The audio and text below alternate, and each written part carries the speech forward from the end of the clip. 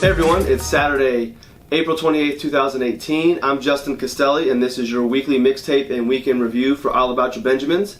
This week we're going to kick it off with some international global news instead of always focusing just on the U.S. Some big news out of Korea this week. The leaders of North and South Korea got together to formally agree to work to end the Korean War that we view as ending years ago, denuclearize the island. Just an overall great thing to see the two sides coming together in agreement. A lot of handshakes and hands raised in unity. It's a very symbolic meeting, but also it seems to be that there's some progress being made there. It's the first time a North Korean leader has ever stepped foot in South, so a big deal over there, and I think a big deal for just the world to see that maybe one more conflict is going to be put to bed, and one less conflict is good for everybody. So I'm going to start off with that news, that optimistic news story. In U.S. economic news, the first quarter GDP numbers came out, so that's kind of measuring the growth. We've talked about GDP before, at 2.3%. So it's cooled down a little bit, slowed from the previous quarters, but no need to be panicking yet.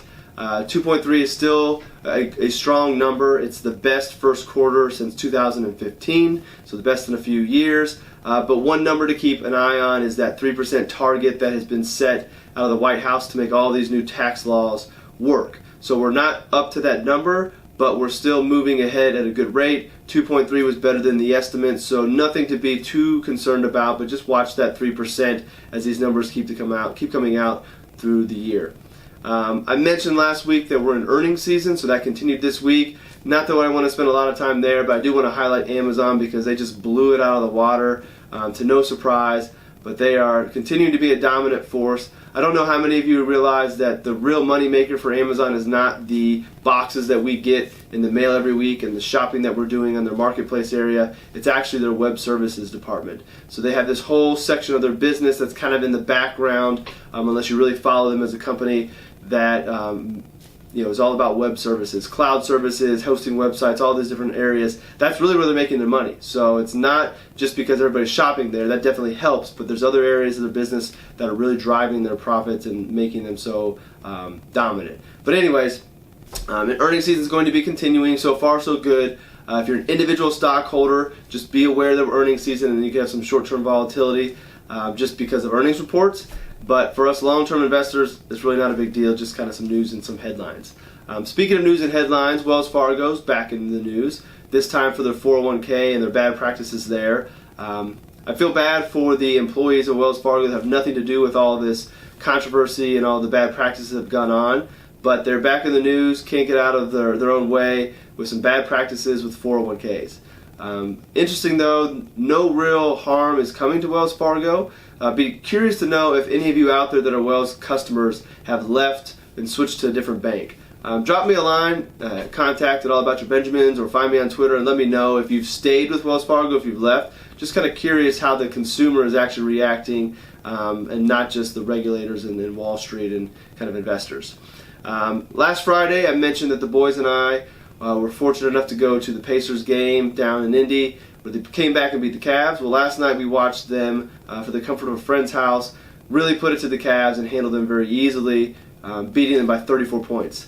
So we're enjoying the NBA playoffs. That's why I've got my Lance Stephenson shirt on to celebrate the big win last night. Shout out to our friends down at Vardigan, which is a local t-shirt shop. I'll link to them. A lot of great t-shirts, but they put out these custom Pacer t-shirts during playoff times, based off of what's going on. So got Lance Stephenson blowing in LeBron's ear from a couple years ago. Great shirt.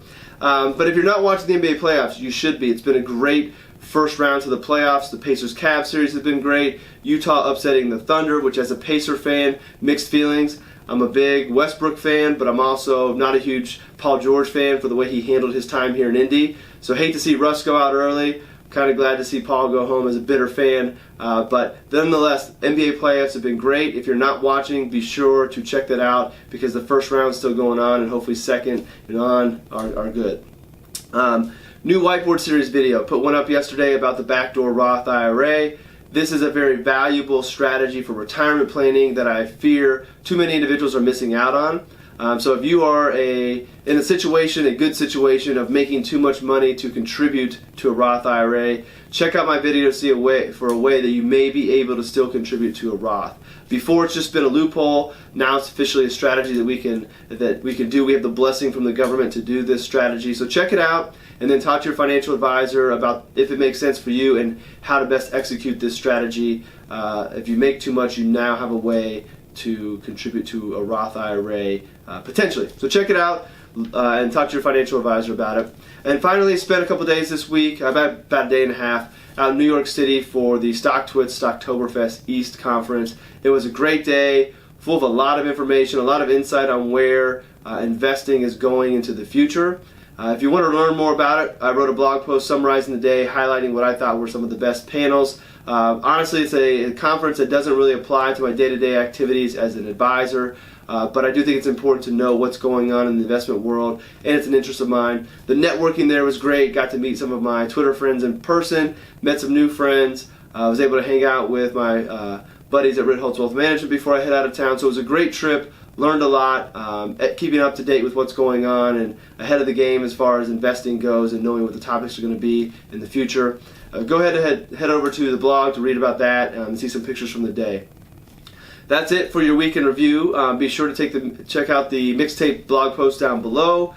As always, subscribe to the blog to make sure you stay up to date with all things all about your Benjamins. You can follow along on Instagram as well at RLS Wealth Management. And don't ever hesitate to send me an email with anything you want to see, read, hear on any of the platforms that I'm working on and putting out there. So thanks for watching. Have a great week, and I'll see you in the next episode.